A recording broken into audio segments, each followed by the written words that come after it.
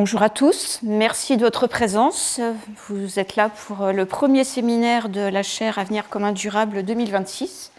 Donc c'est avec plaisir que je vais vous proposer ce premier cours qui concerne, comme vous le voyez sur le titre, une façon d'explorer le vivant à l'aide des différentes disciplines scientifiques qui montrent finalement que la seule chose qui les différencie, c'est une histoire d'échelle d'organisation du vivant.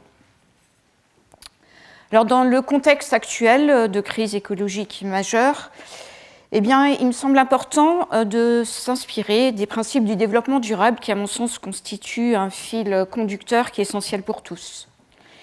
Il repose sur une réflexion qui s'appuie sur le long terme et dans le respect du principe de précaution.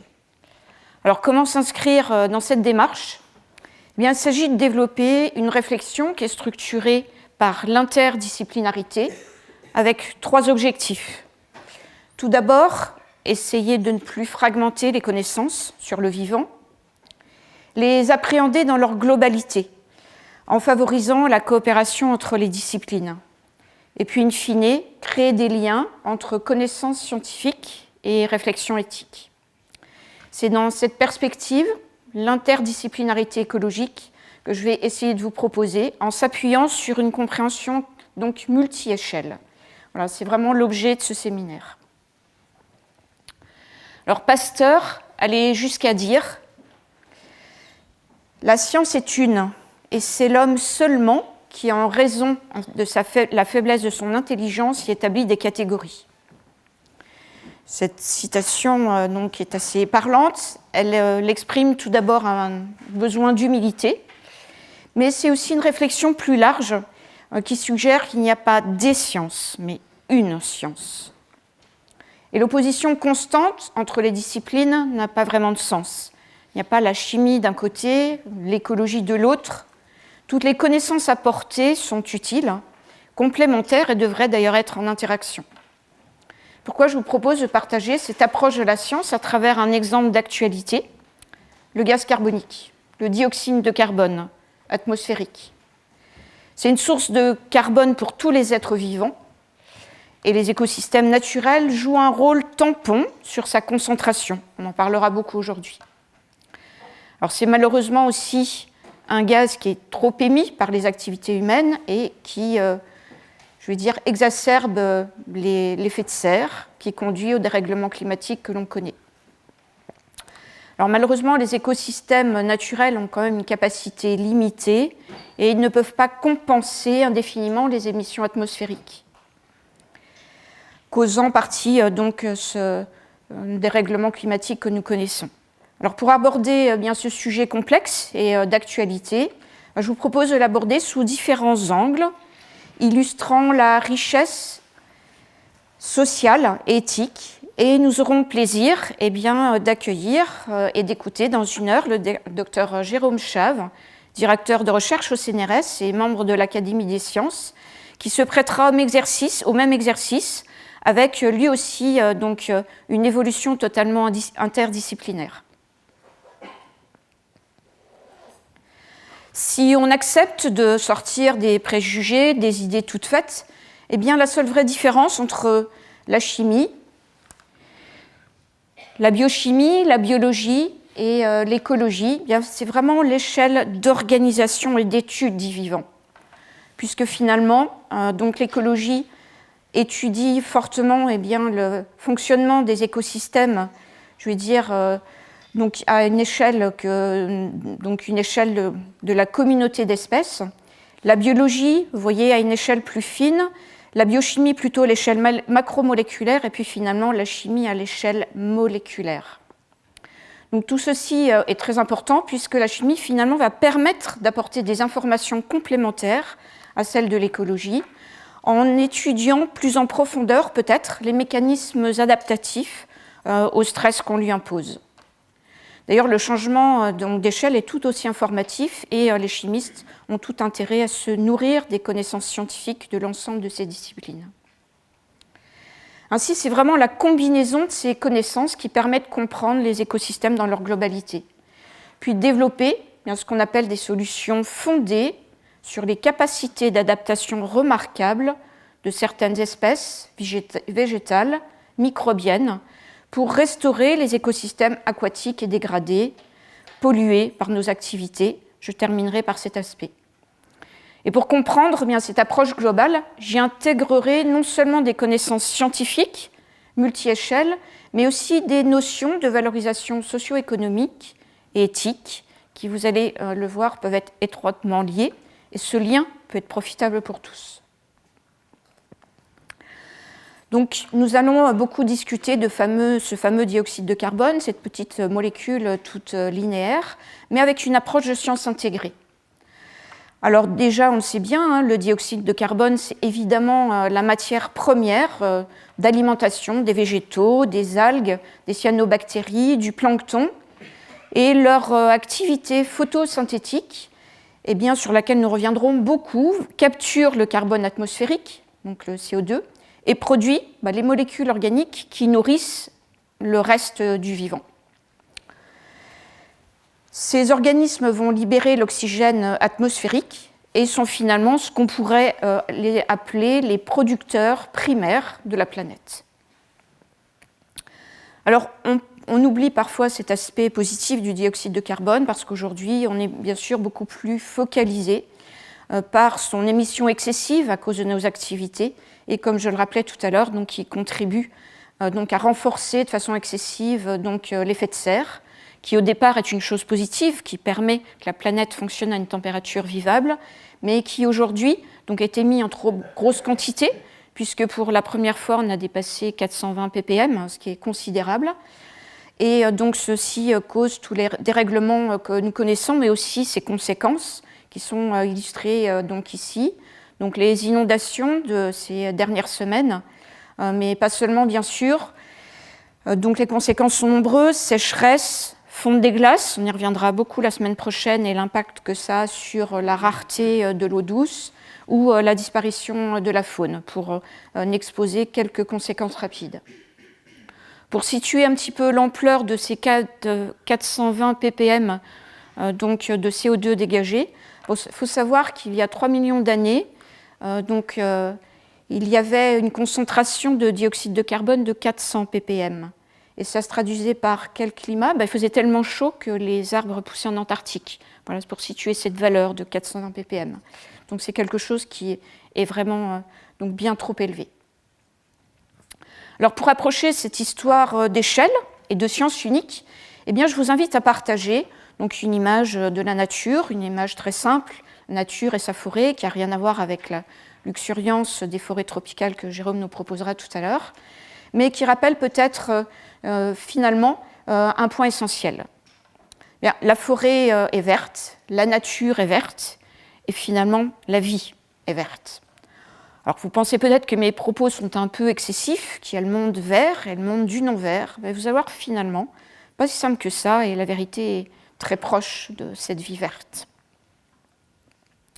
Si on veut comprendre cette relation vitale qui est entre la vie et cette couleur verte, il convient de descendre à une échelle plus fine pour comprendre la forêt, l'arbre, la feuille, la cellule.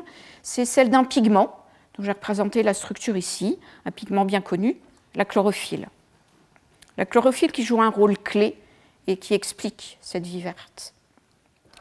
Selon une approche plus biologique, ce polymère, la chlorophylle, est présent dans les chloroplastes que vous voyez ici. Chloro, en grec, signifie vert. On sait maintenant que ces chloroplastes sont en fait à l'origine des cyanobactéries, mais qui vivent là et entrées dans les cellules, dans un très très ancien ancêtre des arbres. Ces cyanobactéries sont restées et s'y sont multipliées.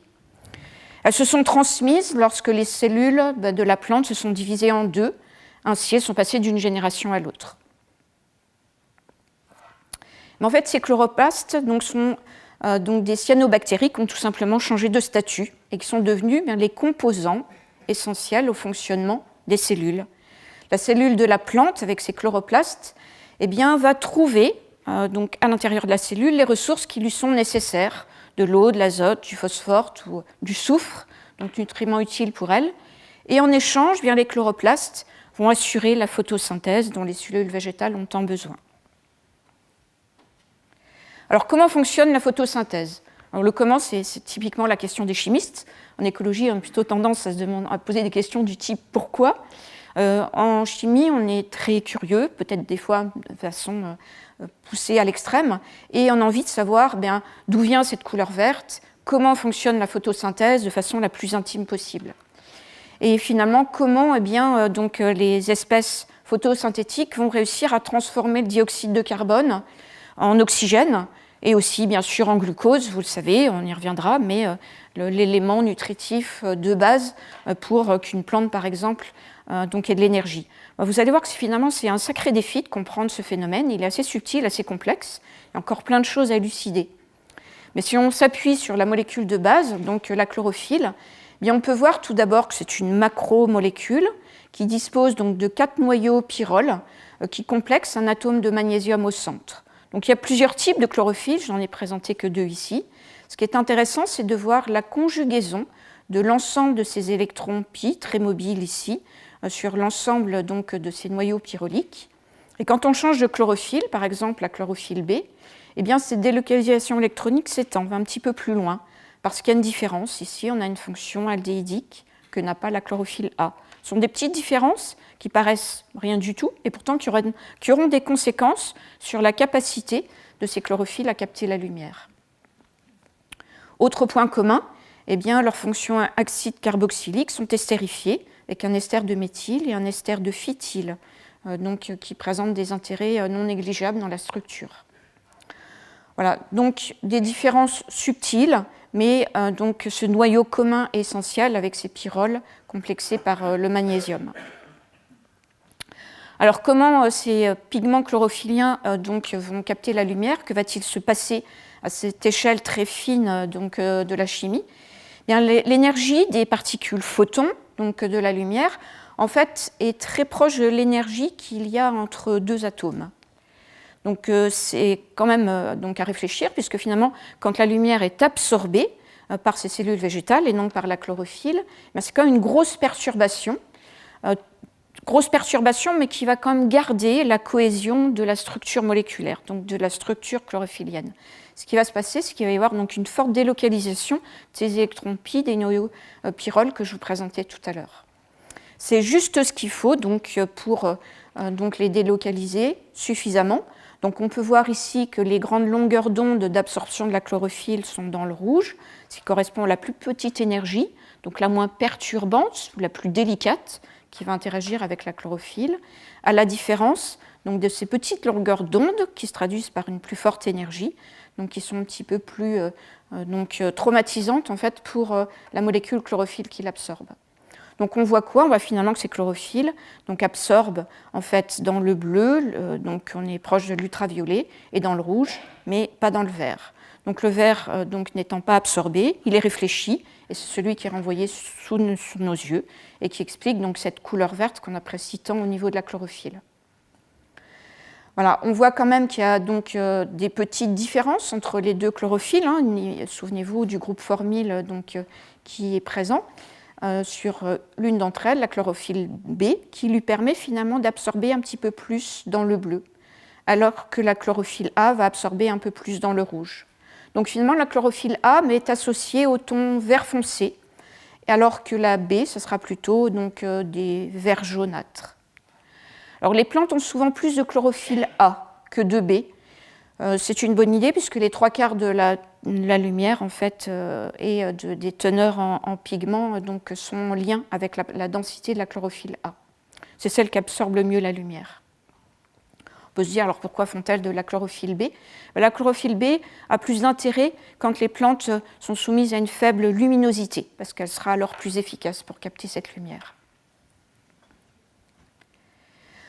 Si on revient à une échelle un peu plus macroscopique, un bilan global, donc on revient un petit peu plus à l'échelle de la biologie, avant de produire des sucres et d'être capable de transformer le gaz carbonique, dans la photosynthèse, la première réaction qui est en amont et qui n'est pas simple du tout, c'est celle qui correspond à l'oxydation de l'eau en oxygène. Une réaction difficile, d'ailleurs, quand on demande à un chimiste d'aller oxyder l'eau en oxygène, il réfléchit quand même un petit moment, c'est-à-dire comment il va y arriver, parce que ça n'est pas simple, ça demande beaucoup d'énergie, c'est une réaction d'oxydation difficile. L'énergie, bien sûr, va être apportée par la lumière, c'est ce qu'on appelle de la photochimie, qui va être absorbée pour donc libérer ce dioxygène et ces 4 électrons, ces 4 protons qui vont voir jouer donc un rôle important. C'est à ce prix qu'on va pouvoir, qu'une plante va pouvoir se nourrir. Alors si ce bilan réactionnel est bien connu, eh bien, vous allez voir qu'elle pose vraiment toujours question au niveau du mécanisme. C'est extrêmement difficile de bien comprendre comment la plante arrive à faire cette réaction d'oxydation si délicate. D'ailleurs, beaucoup de chimistes étudient toujours. Il y a encore plusieurs hypothèses mécanistiques qui permettent de comprendre. Alors, c'est important de bien comprendre ces mécanismes. On en reverra l'importance d'essayer de les maîtriser. Ça apporte plein d'informations très utiles. Et bien, je vais vous proposer un des mécanismes qui est clairement admis, donc en diminuant progressivement d'échelle, comme je vous l'ai proposé. Alors, donc, c'est quand même, voilà, pourquoi c'est si important de comprendre comment une plante finalement arrive à oxyder l'eau donc en oxygène. Eh bien, c'est tout simplement remonter peut-être à une époque où la Terre est passée d'un monde sans oxygène à la planète habitable que nous connaissons. Pourquoi ? L'oxygène, c'est une molécule qui est très réactive. On le sait bien en chimie, c'est un biradical qui est capable de faire plein de transformations, donc extrêmement utile pour les organismes qui savent l'exploiter. Alors on va bien voir que oui, la vie est bien verte, qu'on en dépend tous, puisque l'oxygène est essentiel à toute forme de vie. Je le rappelle, même ce sont des choses qui sont quand même bien connues. L'ensemble du règne animal, que ce soit un poisson, un insecte, que ce soit nous-mêmes ou les végétaux, ont besoin, bien sûr, de cet oxygène, y compris les plantes, parfois on l'oublie, mais elles consomment évidemment de l'oxygène pour la respiration cellulaire.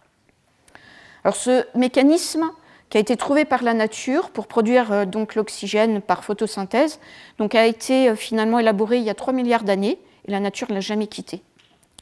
Ainsi, pour apporter des éléments de réponse et mieux comprendre comment ça se passe et en tirer profit, eh bien, des chercheurs ont choisi de s'intéresser aux premiers organismes qui ont été capables d'avoir une activité photosynthétique. Ce sont les cyanobactéries que je présentais tout à l'heure.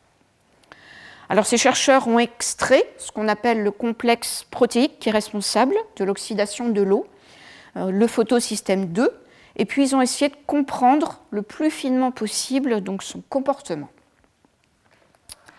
Alors, ils ont découvert que finalement, ce mécanisme d'oxydation procédait en plusieurs étapes qu'on n'avait jamais observées avant. Donc, dans le centre du complexe d'oxydation de l'eau, eh bien, au centre donc, du photosystème 2, on observe ce qu'on appelle un cluster bimétallique. Plus chimiquement, plus précisément, un oxyde mixte de calcium et de manganèse. Et c'est surprenant parce que le manganèse se trouve sous 2 états d'oxydation, donc 3 et 4, dont le pouvoir d'oxydation est quand même relativement moyen, bien faible pour être capable d'oxyder de l'eau en oxygène. Donc ça peut paraître surprenant. Mais ce qu'on va voir, c'est que la présence du calcium eh bien, va tout changer. Elle va perturber le réseau cristallin des oxydes de manganèse, elle va booster le pouvoir oxydant du manganèse. Alors on va essayer eh bien, d'approcher un petit peu la subtilité de cette affaire. Pour oxyder l'eau, bien, donc le mécanisme décrit donc en fait que le procédé procède par une série d'états intermédiaires qui sont notés ici, S0, S1, S2, S3, S4. Et donc à chaque fois, vous le voyez, eh bien, il y aura fixation en fait, d'une molécule d'eau et libération d'un électron et d'un proton sur la plupart donc, de ces états de transition. Et l'ensemble de ces procédés très chimiques vont être régulés par une protéine fonctionnelle. C'est ce fameux complexe donc, d'oxydation de l'eau. Alors comment ça se passe ? Comment intervient cet oxyde mixte manganèse-calcium ? Eh bien, je creuse encore un petit peu le mécanisme, et je m'excuse par ailleurs si la chimie ne vous plaît pas trop, mais rassurez-vous, je n'en ferai pas de façon excessive. Mais c'est quand même vraiment intéressant de le comprendre finement. Donc souvenez-vous, c'est un oxyde mixte un petit peu compliqué, un mélange de manganèse 3 et 4. Et parmi donc, les mécanismes admis, celui où l'état de transition demande le plus d'énergie et où le plus de choses se passent, c'est celui-ci. Donc il demande une énergie de 0,4 électronvolts, ce qui est quand même important. Et on voit quelque chose de surprenant. On voit le manganèse 4 ici qui va être oxydé en manganèse 5. Alors comment est-ce possible ? Eh bien grâce à la protéine, il y a notamment un résidu aspartate qui va capter un proton et qui va permettre le transfert d'un oxygène sur celui-ci. Très surprenant en chimie, ça n'arrive pas souvent. Pourquoi ? Cet oxygène est dans une configuration très particulière. Il est associé au calcium et à ces deux atomes de manganèse, qui le rend oxophile et qui lui permet d'être attaqué par un autre atome d'oxygène. Alors le manganèse est oxydé au degré 5, mais surtout, vous venez de voir là, cette réaction, cette attaque sur cet oxygène oxophile vient enfin de créer le lien oxygène-oxygène du futur dioxygène. Donc une étape essentielle vient d'être obtenue.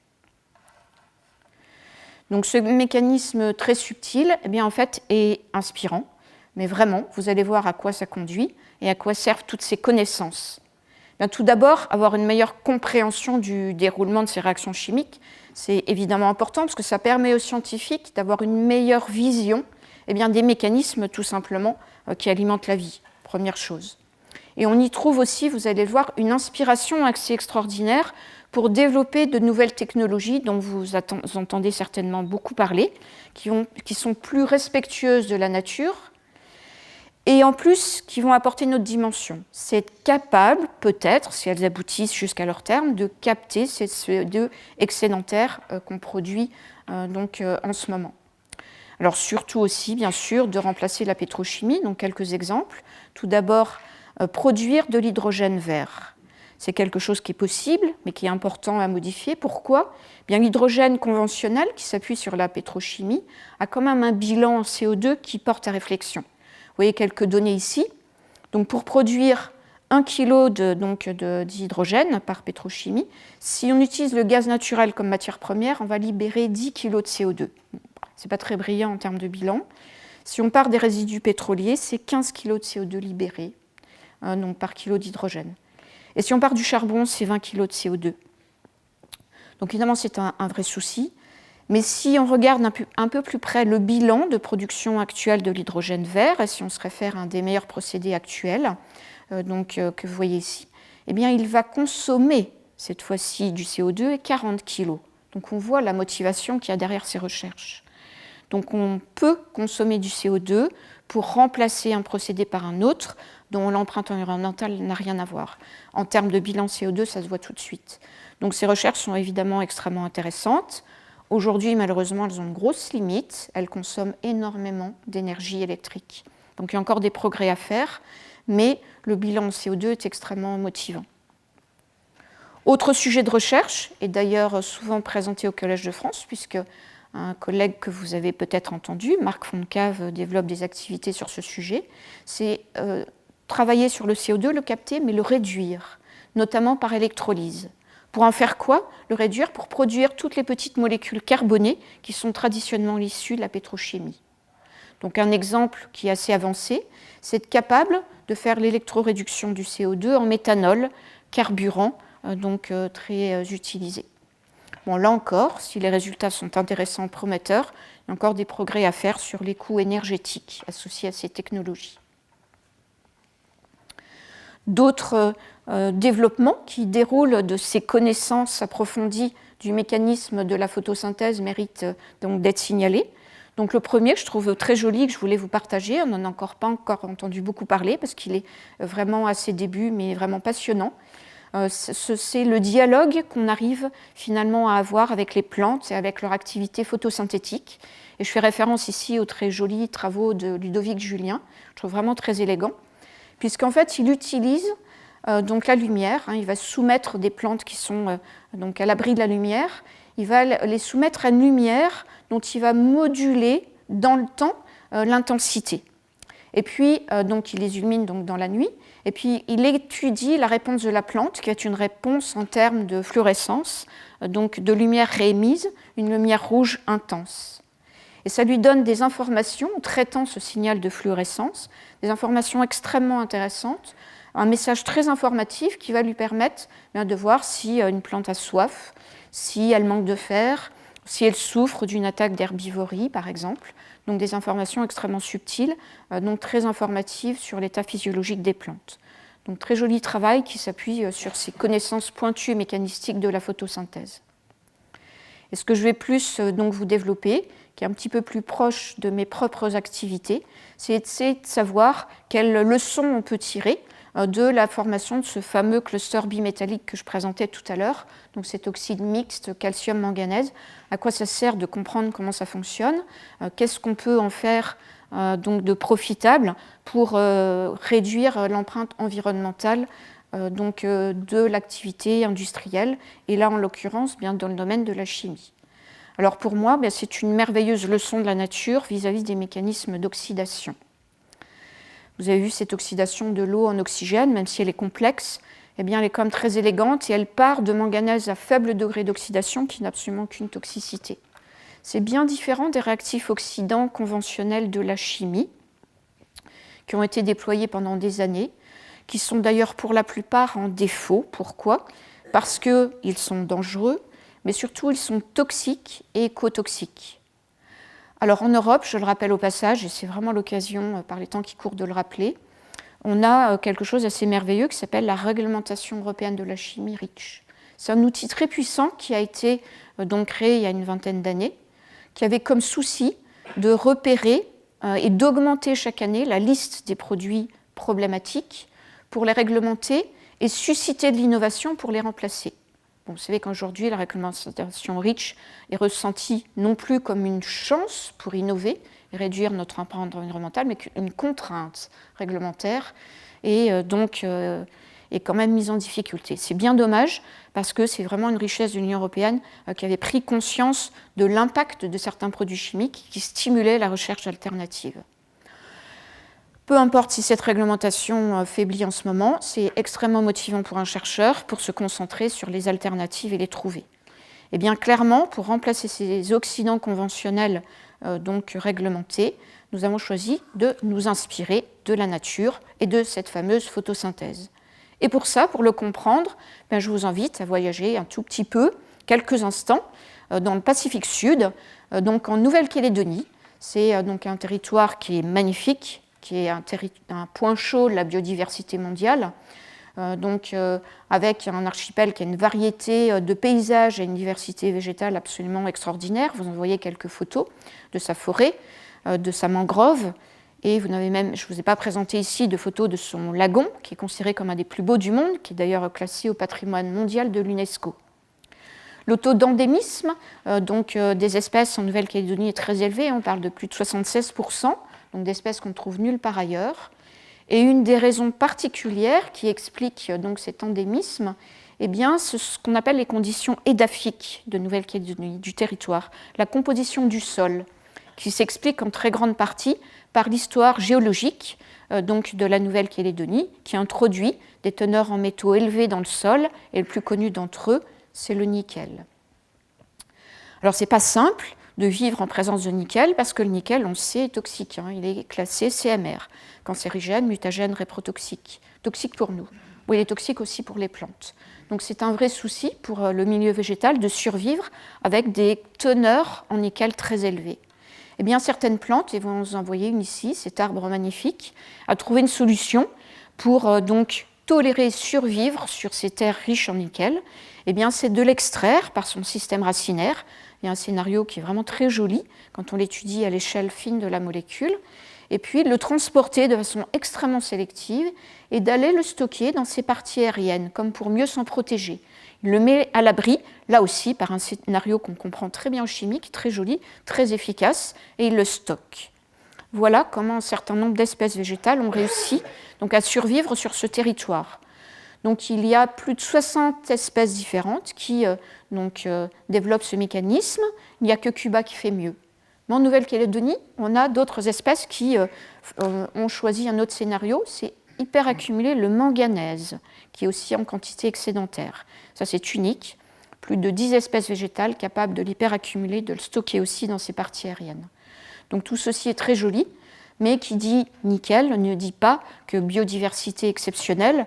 Donc ça dit aussi bien sûr extraction de ce minerai. Je crois qu'il faut l'assumer puisqu'on l'utilise au quotidien. Deux petits exemples rapides qui montrent que donc on est consommateur de ce nickel. Bien, c'est tout d'abord les revêtements en inox qu'on appelle couramment acier inoxydable, dans lequel il y a beaucoup de nickel, mais aussi de chrome, qui est un autre sujet. Mais voilà, on en consomme abondamment. Et puis aujourd'hui, il y a quand même un certain nombre de batteries de nos véhicules électriques qui en consomment aussi. Voilà, alors c'est quand même un souci. Pourquoi? Parce que donc, ce nickel en Nouvelle-Calédonie est exploité à ciel ouvert. Donc ceci est quand même plein de conséquences. Alors les conséquences, lesquelles sont-elles? Eh bien en fait, le plus gros impact, très certainement, c'est qu'après extraction de ce minerai, dans ces mines qui sont à ciel ouvert, si on n'intervient pas, la végétation ne reprend jamais. Le sol est trop dégradé pour ça. Et on est en milieu tropical, donc ça veut dire quoi? Ça veut dire qu'en saison humide, eh bien, on est confronté à des orages tropicaux extrêmement violents, voire à des cyclones qui arrivent fréquemment, qui vont lessiver ces sols où il n'y a plus aucune végétation pour retenir les sédiments du sol, et donc qui vont être entraînés dans les milieux aquatiques, qui vont être à leur tour pollués, et se retrouver dans ce fameux lagon calédonien, qui souffre déjà du réchauffement climatique, mais qui souffre aussi de ces milieux aquatiques qui se déversent avec ces sédiments miniers. Autre problème qu'on oublie parfois, eh bien, c'est que le minerai de Nouvelle-Calédonie est considéré comme un des meilleurs du monde. C'est le 4e producteur de nickel, même s'il est en difficulté en ce moment. Et ça veut dire quoi? Ça veut dire que c'est un minerai qui est riche entre 1 à 5% de nickel. Bon, on est plus proche du 1% du 1,5 aujourd'hui, parce qu'on l'a surexploité. Ça veut dire quoi? Ça veut dire que d'entrée, quand on accepte d'exploiter ce minerai pour notre bien quotidien, eh bien, on va générer 99% de déchets. Donc, vous voyez un petit exemple ici en photo. L'utilité de ces déchets reste à trouver. On n'a toujours pas trouvé ce qu'on pouvait en faire. Donc voilà, ça permet aussi de réfléchir à la surconsommation qu'on peut faire de ces éléments métalliques. Alors, quoi faire par rapport à ces problèmes d'érosion des sols, de dégradation de ces sols tels que la végétation n'arrive jamais à reprendre? Ceci nous a interpellés il y a une quinzaine d'années et on a essayé de développer ce qu'on appelle le concept de la restauration écologique. Ce n'est pas un terme pris au hasard, c'est très cadré dans le milieu scientifique. L'idée, le concept consiste à essayer de recréer l'écosystème qu'il y avait avant l'activité humaine.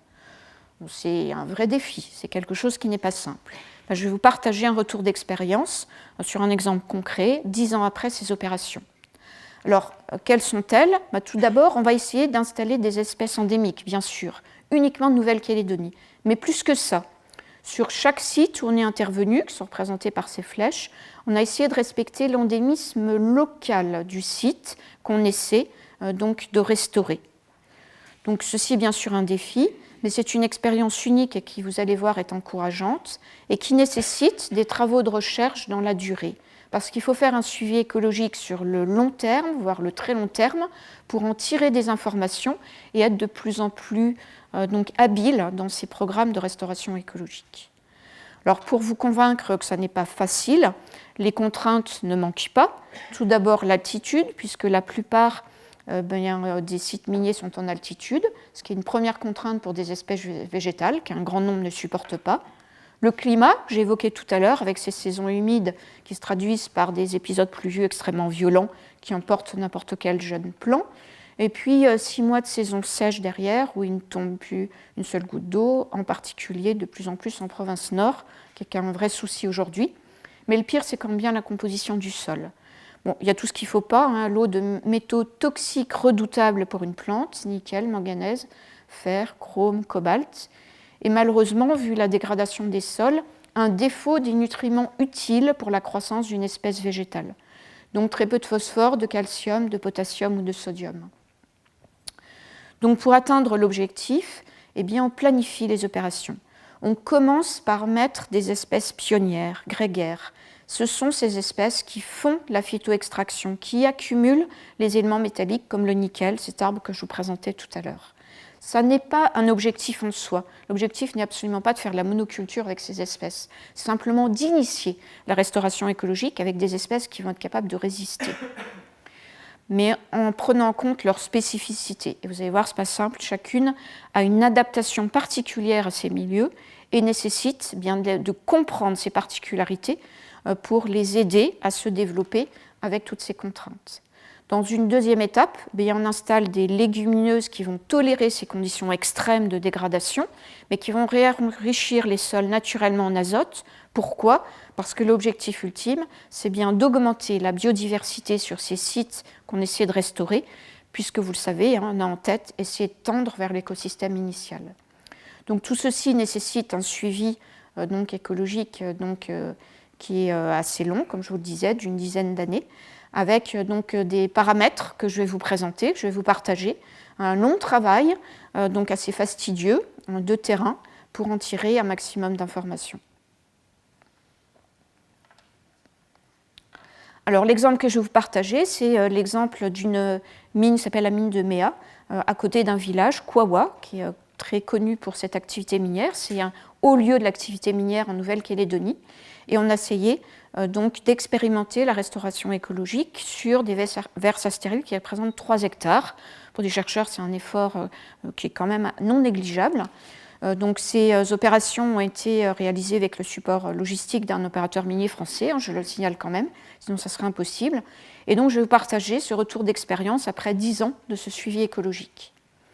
À chaque fois, sur chaque site qu'on essaie de restaurer, on essaie de répondre à une question scientifique spécifique. Ici, la question initiale, c'était est-ce que nos espèces fixatrices d'azote, dont ces légumineuses, vont avoir un rôle positif sur le développement des espèces hyperaccumulatrices d'éléments métalliques, ces espèces pionnières? Est-ce que ça va les aider? C'était la question à laquelle on voulait répondre. Donc on a travaillé sur 2 versats stériles, où l'exploitation venait juste d'être arrêtée avant de passer à la verse suivante, et on est intervenu très tôt. Donc vous voyez ici en photo aérienne, et donc on a essayé de réfléchir à une planification de l'installation de ces espèces hyperaccumulatrices de nickel, de manganèse, et des espèces fixatrices d'azote avec 2 légumineuses notamment.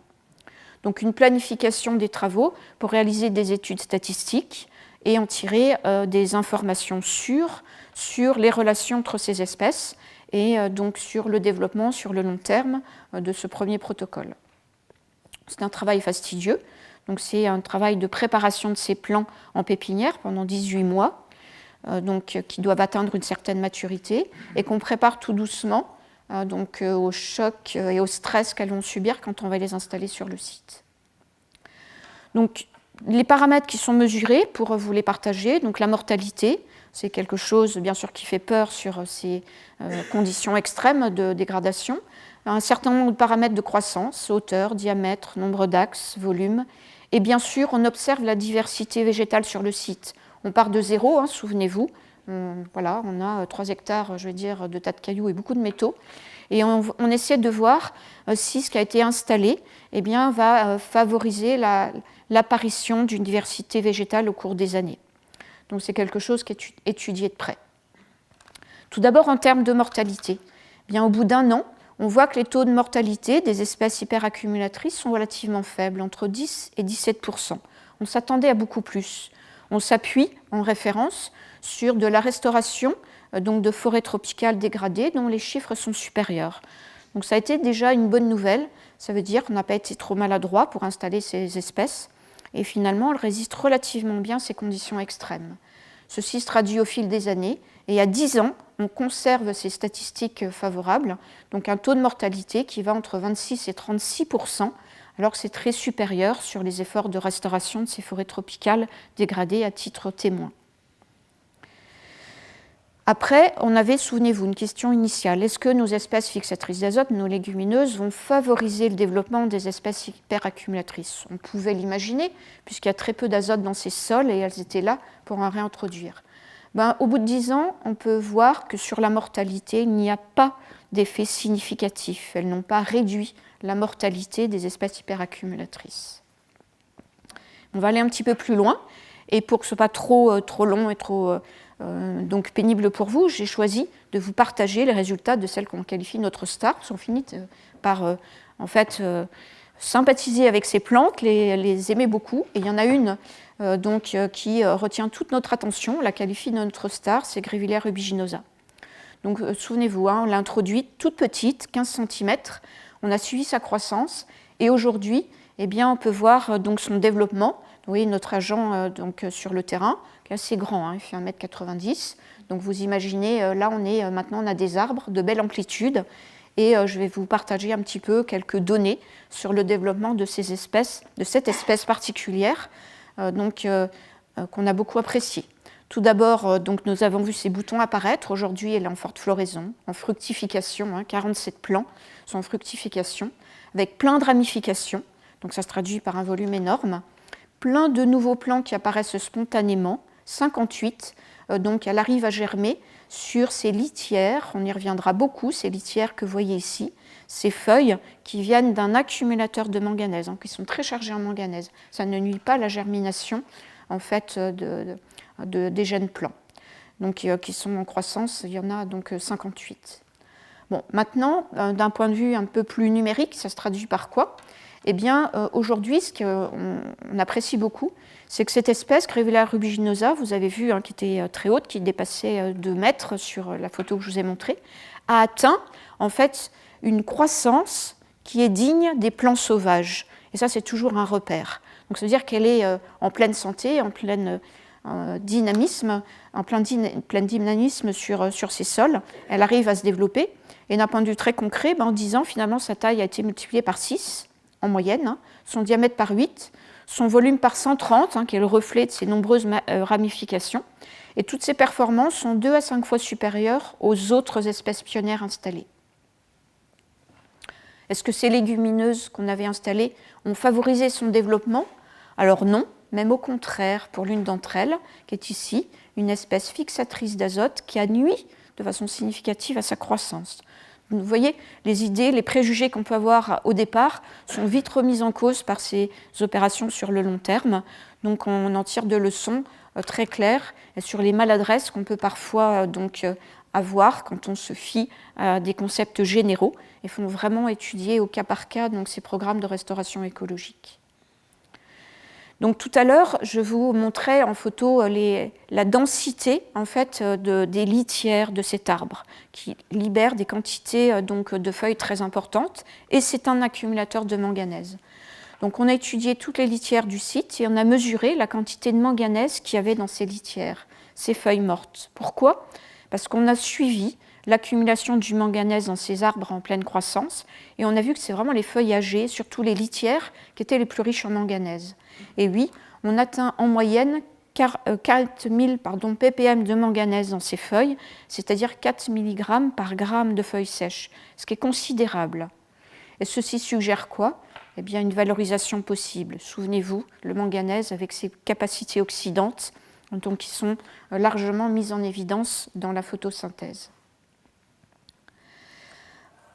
Alors, avant de voir un petit peu ces problèmes de valorisation, eh bien, je vous partage aussi les bonnes nouvelles. C'est au-delà de la bonne santé de Grevillea rubiginosa, eh bien, c'est qu'aujourd'hui, plus de 55% des espèces présentes sur ces vers stériles en cours de restauration concernent des espèces végétales que nous n'avons pas installées, qui se sont installées spontanément.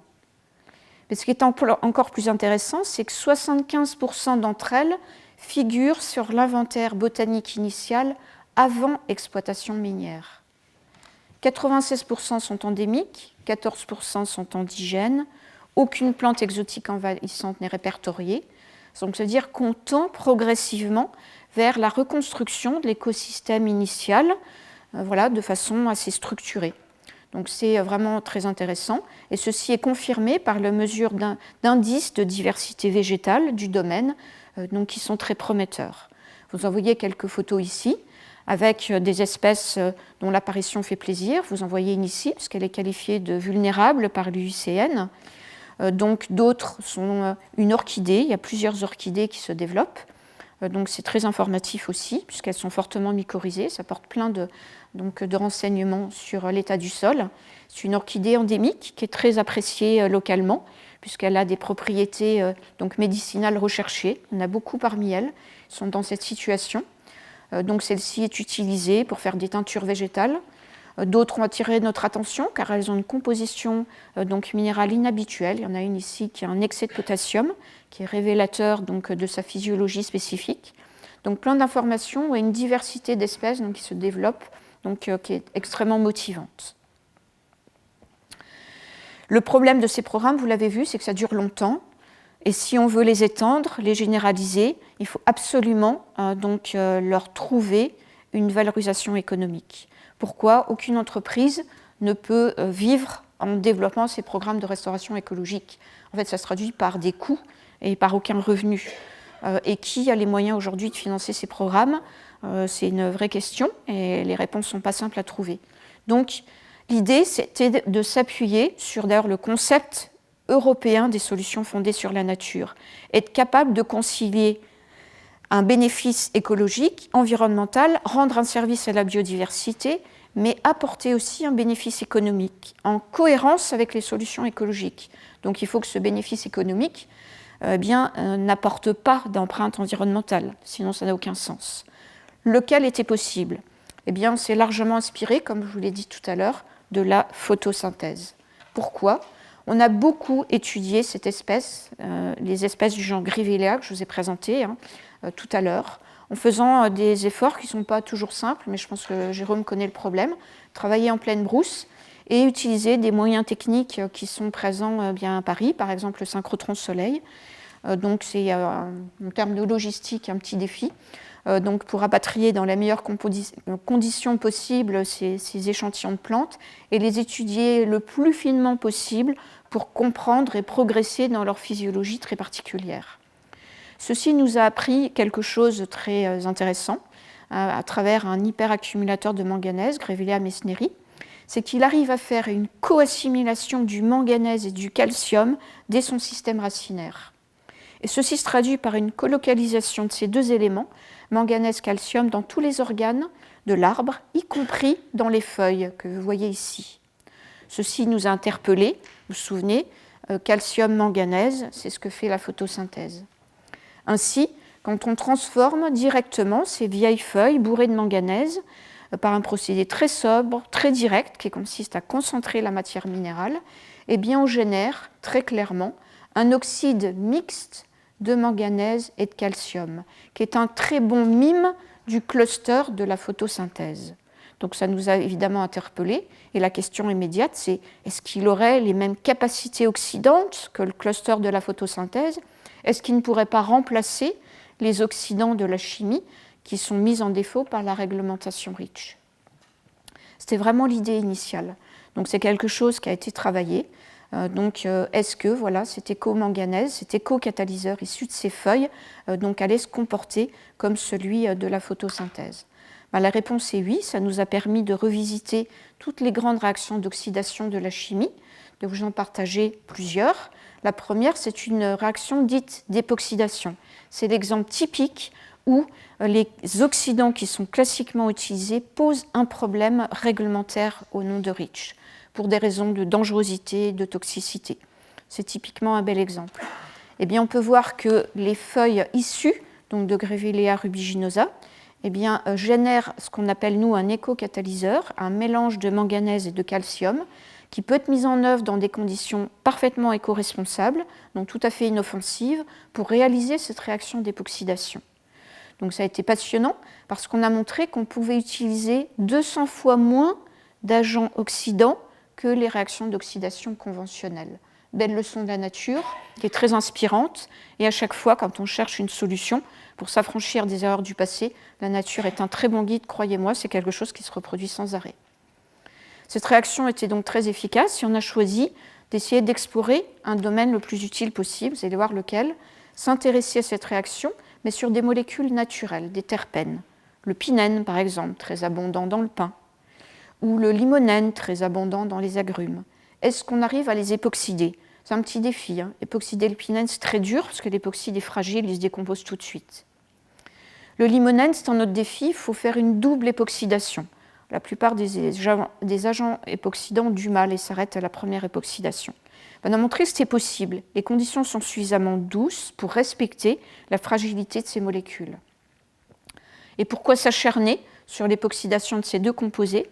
Eh bien, ces deux époxydes, en fait, s'imposent aujourd'hui comme des alternatives à deux molécules dont la toxicité suggère de les oublier au plus vite, le bisphénol A et l'épichlorhydrine. On peut les remplacer avec ces époxydes. Et pourquoi est-ce important de les remplacer? Eh bien, ça permet de synthétiser les monomères de nos polymères plastiques biodégradables dont on a tant besoin aujourd'hui. Donc, tout ceci est évidemment passionnant et nous a incité à continuer. et à mieux comprendre les catalyseurs qu'on avait donc entre les mains et en générer de nouveaux. En activant nos oxydes mixtes de calcium et de manganèse, on a montré qu'on pouvait générer des espèces chimiques qui sont complètement inconnues, qui résultent d'un auto-assemblage du manganèse de la plante avec tous ces éléments minéraux physiologiques. Elle a du potassium, elle a un petit peu de magnésium. Eh bien, c'est un arrangement de ces éléments qui ont généré des architectures moléculaires complètement nouvelles qui étaient inconnues. Donc ça a été une belle surprise. Bien sûr, on est retourné au synchrotron Soleil pour essayer de bien les caractériser. On a fait plein de calculs théoriques pour essayer de voir quel était l'intérêt de ces nouveaux sels par rapport à ce qu'on connaît en chimie. Ce qu'on connaît en chimie, c'est MnCl2. On a des espèces beaucoup plus complexes, beaucoup plus élaborées. Alors on a fait plein de calculs pour les comparer à ce MnCl2. Et on a déduit deux choses. C'est que le manganèse n'avait pas du tout la réactivité des espèces classiques du manganèse et que l'association avec ces espèces minérales rendait l'espèce beaucoup moins sensible à l'action des solvants, qui est toujours un problème en chimie, parce que le solvant va désactiver donc un réactif ou un catalyseur. Là, ces espèces sont protégées de ces effets de solvatation. Bon, ça a été très excitant et ça nous a permis de revisiter toutes les réactions d'oxydation donc de la chimie. Lesquelles? Je vous ai parlé de l'époxydation. Eh bien, s'il y a des chimistes dans la salle, vous reconnaîtrez l'intérêt de ces réactions, ce qu'on appelle la coupure oxydante des diols. C'est une réaction d'oxydation très dure, il faut aller jusqu'à couper une liaison carbone-carbone très solide. On y arrive, et donc dans des conditions de performance extrêmement intéressantes. Oxyder des alcools, quel est l'intérêt d'aller oxyder des alcools? Quand on synthétise un certain nombre de médicaments, c'est une réaction qui revient souvent. Il faut le faire dans des conditions acceptables. Il n'y a pas beaucoup d'oxydants acceptables et éco-responsables. On a là quelque chose donc, de très performant qui aujourd'hui est le point de départ d'un projet qui nous permet de repenser complètement la synthèse de médicaments qui sont classés prioritaires en France. Pourquoi? Ils sont tous produits en Asie et il y a un problème d'approvisionnement et de risque de pénurie en France. Donc on est en train de revisiter la synthèse en fait, de ces médicaments avec une approche complètement différente, donc largement aussi performante, mais bien sûr avec des bénéfices écologiques associés. Pareil pour tout ce qui est halogénation oxydante qu'on arrive à faire, et surtout une nouveauté qui est propre à ces catalyseurs d'origine végétale, ce qu'on appelle la catalyse Janus. C'est-à-dire qu'au sein d'un catalyseur, on a deux propriétés différentes. Dans la chimie conventionnelle, il faudrait deux catalyseurs. Là, c'est deux propriétés au sein du même éco-catalyseur qui dérive en fait donc, de ces plantes. Ceci est extrêmement riche et nous permet d'enchaîner en cascade les réactions les unes derrière les autres. Réaction d'oxydation et de carbonyl N-réaction dans la foulée. Pour ceux qui sont venus jeudi soir à la séance inaugurale, j'en ai beaucoup parlé, l'air de rien, réaction de carbonyl N-réaction, qui a permis de mettre sur le marché des agents répulsifs donc éco-garantis, naturels et très performants. Enchaîner de réactions d'oxydation, cyclisation, typiques pour construire les médicaments dont je vous ai parlé. Et tout ceci donc, est réalisé, bien sûr, en accord avec la réglementation européenne donc, de la chimie, REACH. Et donc, la conclusion très claire, c'est de montrer que la démarche interdisciplinaire, qui a été initiée par la volonté d'étudier la restauration écologique sur des cas réels, a nourri quelque chose qu'on n'avait pas anticipé, un nouveau programme de chimie qui s'appuie sur les piliers du développement durable. Grâce à quoi? Grâce aux capacités de ces plantes accumulatrices de manganèse à générer de nouveaux outils pour une chimie qui a choisi de repenser et de revisiter ses principes de fonctionnement. C'est ce qu'on qualifie aujourd'hui d'économie symbiotique ou régénérative, où on montre qu'on peut concilier donc des efforts écologiques, ici la restauration, avec une économie donc, qui devient la force motrice des efforts écologiques. Voilà, donc j'arrive donc au terme de cette présentation. Je voulais quand même vous partager bien sûr quelques visages qui sont derrière ces travaux. Donc il y a une équipe résolument jeune d'ailleurs, donc qui est très engagée dans cette volonté de participer à ces travaux interdisciplinaires entre l'écologie scientifique et la chimie durable. Merci beaucoup pour votre écoute.